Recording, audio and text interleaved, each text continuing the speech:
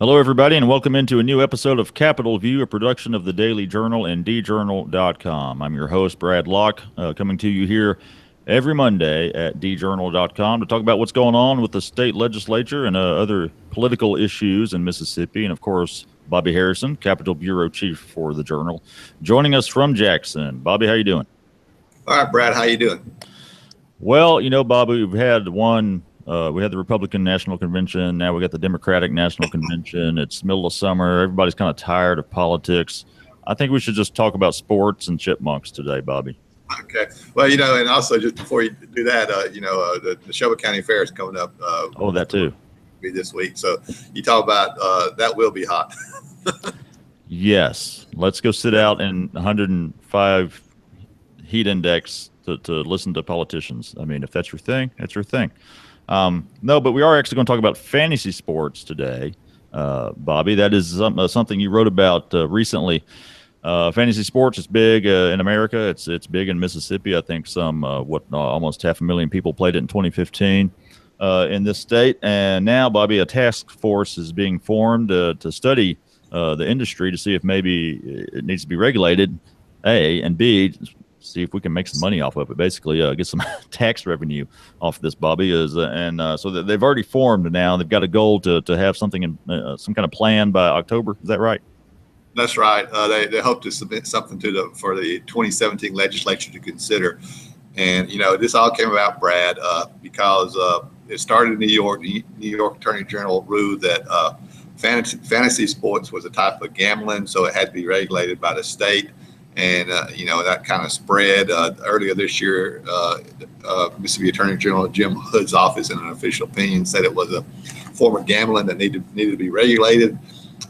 So it shut down for a short while in the state. And in the meantime, the legislature passed a law to allow fantasy sports to continue to operate in the state while this task force was formed to try to put some more regulations on the industry, and with the goal of taxing the industry to try to garner a little money for the state coffers. With the budget shortfalls and declining revenue, any extra money for the state is welcome at this particular time. One of the fantasy sites that's popular is DraftKings, and somebody with DraftKings said that last year in Mississippi, a little over $1 million of revenue was generated by fantasy sports. Now, that's not a lot, Bobby, but this is, I guess, something. I mean, the way it's growing is potential for growth there as a revenue stream that could get bigger and bigger.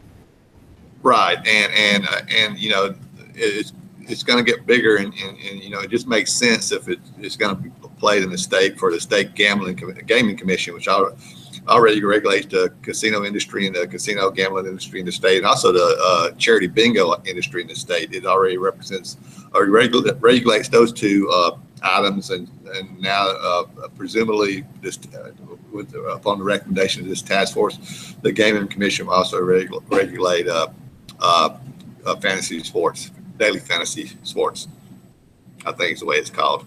Yeah. Okay. I mean, fantasy sports has been around a while, Bobby. I've never really played it. I don't know if you have in the past, perhaps, but seems like something that would take a lot of time out of your day. But these sites that I mentioned, like DraftKings, there's a couple others that names elude me, but it's like a daily thing. I mean, you can win every day instead of just waiting until the end of the season. So I guess it's evolved a little bit there. Yeah. Yeah, it's. I mean, I played in some fantasy baseball leagues way back in my youth that went over a season's time. But the way these things operate, you can play online.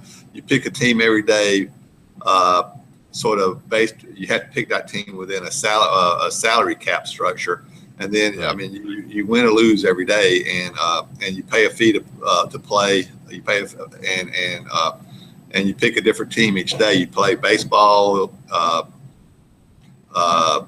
Football, hockey, or even soccer. I was talking to somebody on the task force and said he plays English Premier League hockey. Soccer is what he plays, and so it caters to a lot of different interests, and apparently you can win a lot of money playing. And the argument about fantasy sports operators is it's not gambling. There's a level of expertise in it. But the attorney generals in most states have said there's some the more of an element of luck than it is expertise. So they said it was gambling and needed to be regulated. Now, this task force, Bobby, they're going to look at how some other states have handled this to try to maybe get some ideas. Brad, you're cutting out, man. Can you hear me now, Bobby?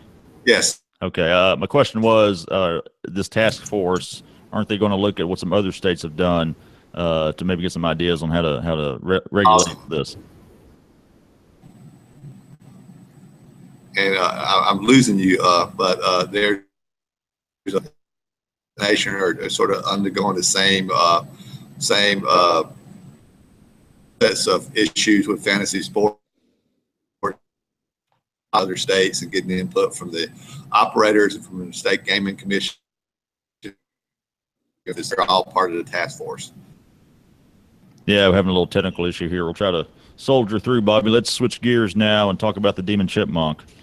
I think the demon.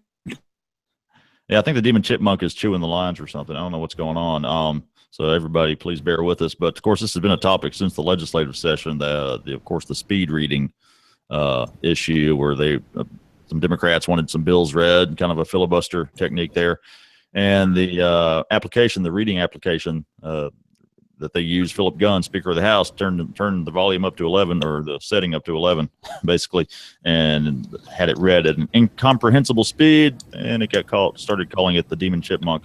And now it's before the state Supreme Court, Bobby. So what's the state Supreme Court going to do about it?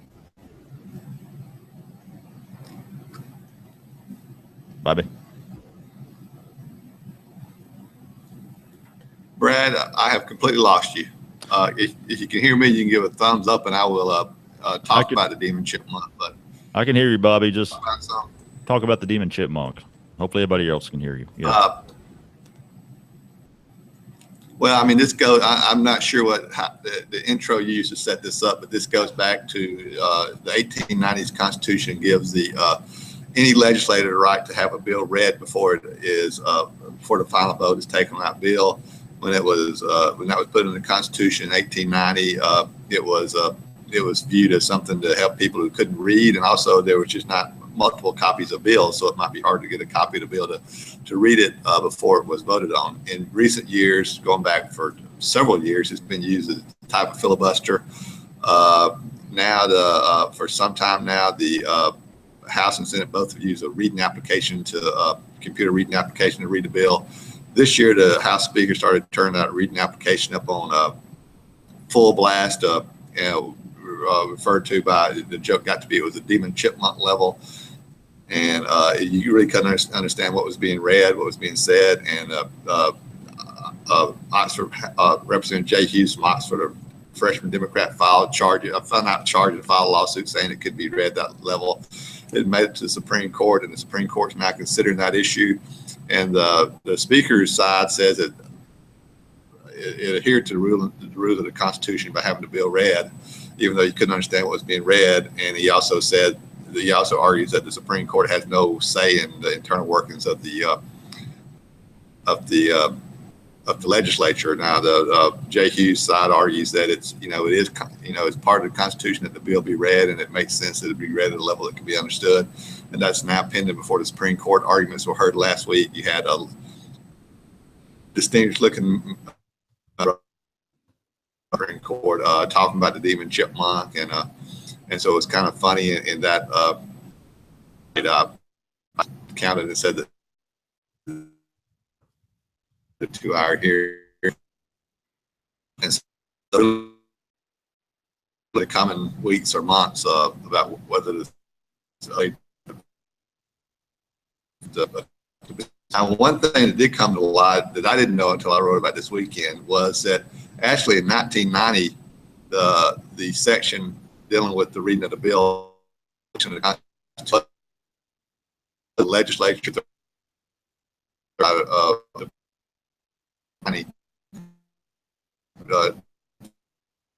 the Southern District,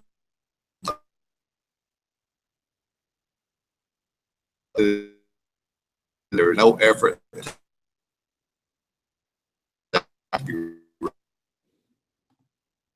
but actually the legislature had